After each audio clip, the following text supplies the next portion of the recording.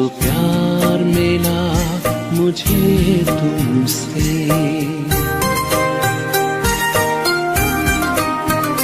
जो प्यार मिला मुझे तुमसे, वर्णन करूं मैं कैसे मुख से। जो प्यार मिला मुझे तुमसे, वर्णन करूं मैं कैसे मुख से। ये दिल जानता है बाबा, दिखता है जो नैनों के नूर से। जो प्यार मिला मुझे तुमसे।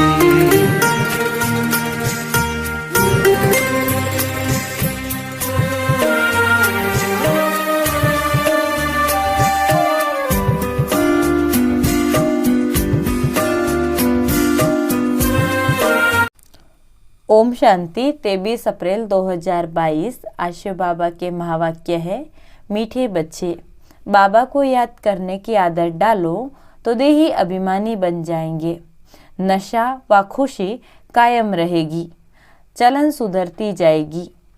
प्रश्न है, ज्ञान अमृत पीते हुए भी कई बच्चे ट्रेटर बन जाते, कैसे? उत्तर है, जो एक और ज्ञान अमृत पीते दूसरी ओर जाकर गंद करते, अर्थात आसुरी चलन चल डिससर्विस करते। ईश्वर के बच्चे बनकर अपनी चलन सुधारते नहीं, आपस में मायावी बातें करते, एक दो को दुखी करते, वह है ट्रेटर। बाबा कहते, बच्चे तुम यहाँ आए हो असुर से देवता बनने, तो सदा एक दो में ज्ञान की चर्चा करो, देवी गुण धारण करो, अंदर जो भी अवगुण हैं उन्हें निकाल दो, बुद्धि को स्वच्छ साफ बनाओ। गीत है, तकदीर जगाकर आई हूँ। ओम शांति। बच्चों ने गीत सुना और बच्चों ने ही गाया। कोई भी स्कूल में जब जाते हैं तो तकदीर बुद्धि में रहती है कि यह इम्तिहान पास करूँगा। बुद्धि में तकदीर की एम ऑब्जेक्ट रहती है। अब तुम बच्चे जानते हो, हम अपनी तकदीर में नई दुनिया को धारण कर रहे हैं। नई दुनिया को रचने वाले परमपिता परमात्मा से हम वर्षा लेने की तकदीर ले आए हैं। कौन सा वर्षा? मनुष्य से देवता व नर से नारायण बनने का वर्षा। इस रावण के भ्रष्टाचारी राज्य से ले जाते हैं। यह रावण का भ्रष्टाचारी राज्य भ्रष्टाचारी विकार से पैदा होते हैं और विकारी को ही भ्रष्टाचारी कहा जाता है। भगवान उवाच, काम महाशत्रु है, तुमको इस पर जीत पानी है, तभी श्रेष्ठाचारी बनेंगे। भारत ही भ्रष्टाचारी, भारत ही श्रेष्ठाचारी बनेगा। मूत पलिति को भ्रष्टाचारी कहा जाता है। सतयुग में भ्रष्टाचारी होते ही नहीं, क्योंकि वह माया का राज्य ही नहीं है। इस समय है ही रावण राज्य। सब में 5 विकार हैं। सतयुग में भी अगर रावण राज्य होता तो वहाँ पे भी रावण को जलाते। वहाँ ये बातें होती नहीं। वहाँ है श्रेष्ठाचारी। भ्रष्टाचारी दुनिया में कोई ऊंच पोजीशन पर है तो उनको सब मानते हैं। जैसे सन्यासी बहुत अच्छी पोजीशन पर हैं तो सब उनको मानते हैं, क्योंकि वे पवित्र रहते हैं, तभी सब मनुष्य उनको अच्छा समझते हैं।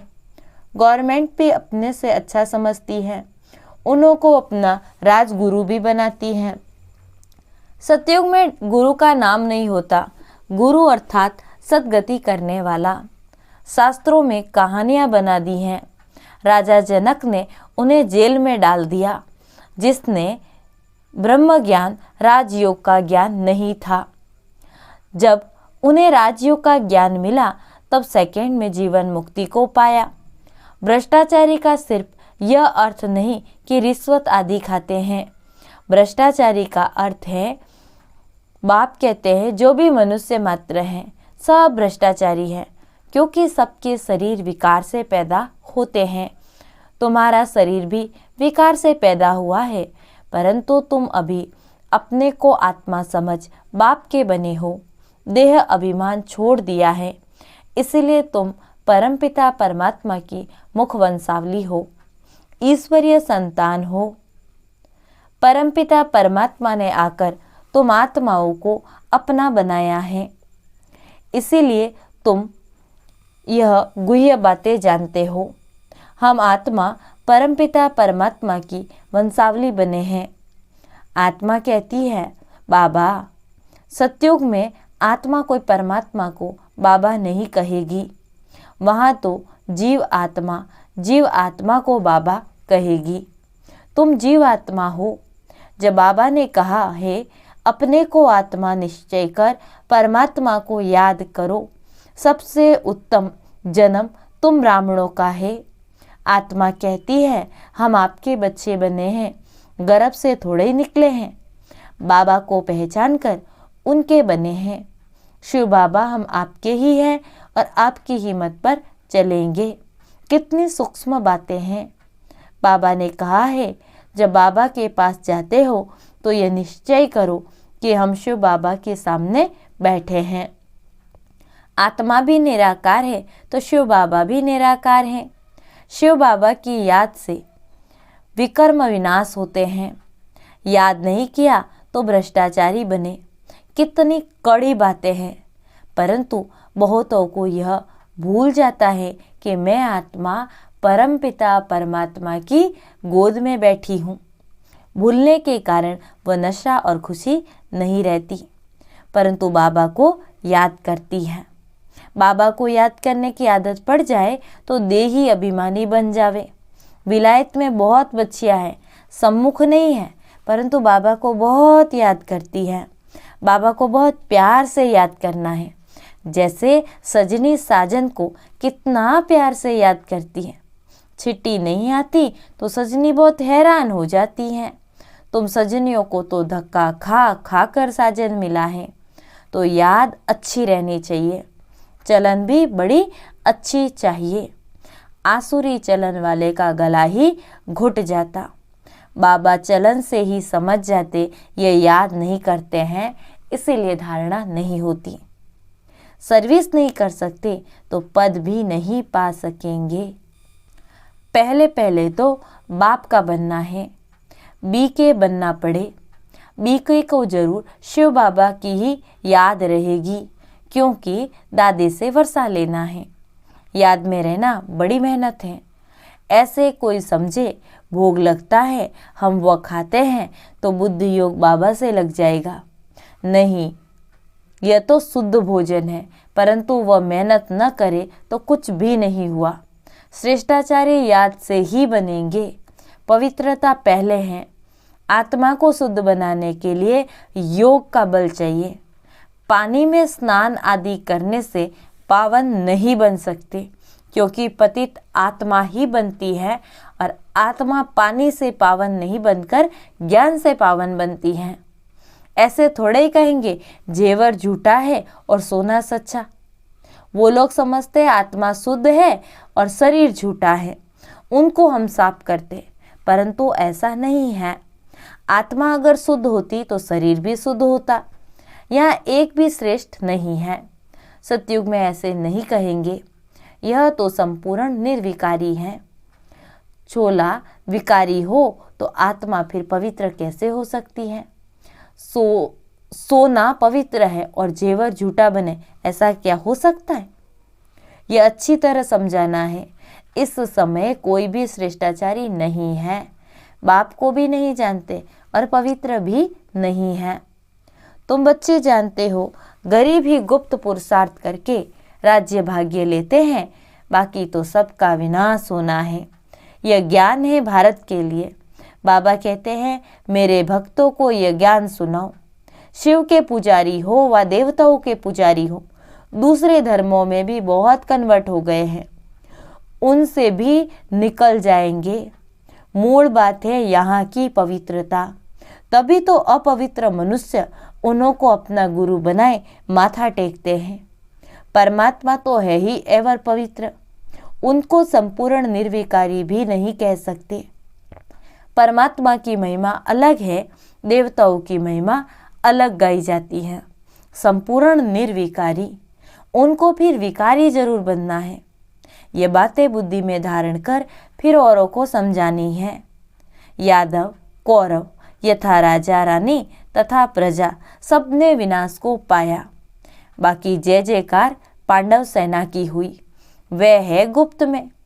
शास्त्रों में दिखाया है पांडव पहाड़ों पर गड़ गए, प्रलय का हिसाब निकाल दिया, परंतु प्रलय तो होती नहीं।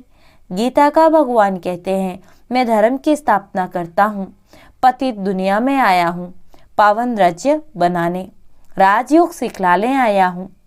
यह जो प्रदर्शनी होती है उसमें राजयोग भी सिखाया जाता है।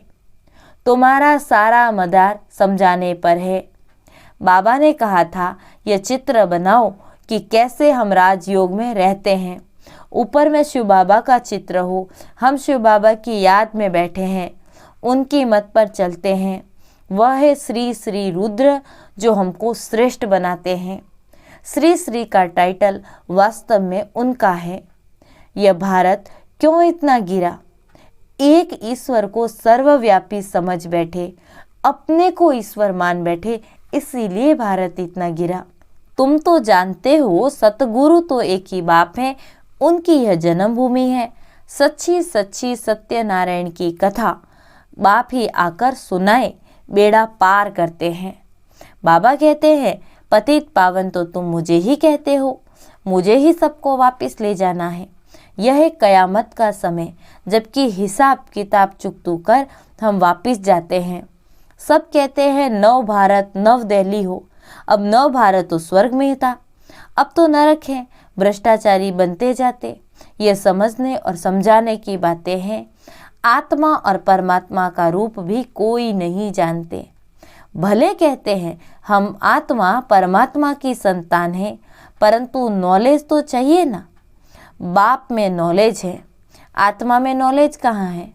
हम आत्मा कितने पुनर्जन्म लेती, कहाँ रहती, फिर कैसे आती, क्यों दुखी बनती, कुछ भी समझ नहीं है। तुम बच्चे जानते हो बाबा हम आत्माओं को पवित्र बनाने आया है, तो वह देवी गुण भी चाहिए। मैं देवता बन रहा हूँ तो मेरे में कोई भी अवगुण नहीं होना चाहिए, नहीं तो 100 गुना दंड खाना पड़ेगा। पवित्रता की प्रतिज्ञा करके फिर कोई बुरा कर्तव्य करते हैं तो 100% अपवित्र बन पड़ते, सेवा के बदले और ही डिससर्विस करते, इसीलिए फिर पद भ्रष्ट हो जाता। हमेशा आपस में एक दो में ज्ञान की चर्चा चलनी चाहिए। हम बाबा के पास आए हैं कांटों से फूल अथवा मनुष्य से देवता बनने, बाबा से स्वर्ग का वर्षा लेने। यही बात एक दो को सुनानी चाहिए। परमात्मा आत्मा का कोई रूप जानते ही नहीं। भल कहते हैं आत्मा परमात्मा की संतान है, परंतु नॉलेज चाहिए, धारणा चाहिए। जो मायावी बातें करते हैं, किसको दुखी करते हैं, उनको ट्रेटर कहा जाता है। यह भी दिखाया है कि असुरों को ज्ञान अमृत पिलाया तो बाहर जाकर गंद करते थे। ऐसे भी बहुत है जो ज्ञान अमृत पीते रहते और डिससर्विस भी करते रहते। वास्तव में तुम सब कन्याएं हो। अरे अदर कुमारी के तो मंदिर बने हुए हैं। दिलवाड़ा तो तुम्हारा एक्यूरेट यादगार है। तुम्हारे में भी किसकी बुद्धि में मुश्किल बैठता। बुद्धि बड़ी साफ चाहिए। तुम अभी ईश्वरीय परिवार के हो तो ख्याल करना चाहिए कि हमारी चलन कितनी अच्छी चाहिए। जो मनुष्य समझे कि इनको बराबर श्रीमत मिलती है, यहाँ श्रेष्ठ ते श्रेष्ठ बने तब वहाँ पद मिले। श्रेष्ठ यहाँ बनना है। ग्रस्त व्यवहार में रहते यह अंतिम जन्म पवित्र रहना है। अच्छा, मीठे मीठे सिकी लदे बच्चों प्रति माता पिता बाप दादा का याद प्यार और गुड मॉर्निंग। रूहानी बाप की रूहानी बच्चों को नमस्ते। रूहानी बच्चों की रूहानी बाप दादा को याद प्यार, गुड मॉर्निंग और नमस्ते। धारणा के लिए मुख्य सार। पहला पॉइंट, भोजन खाते हुए भी आत्मा को पावन बनाने के लिए याद की मेहनत जरूर करनी है। याद ही श्रेष्ठाचारी बनाती है, विकर्म विनाश करने हैं।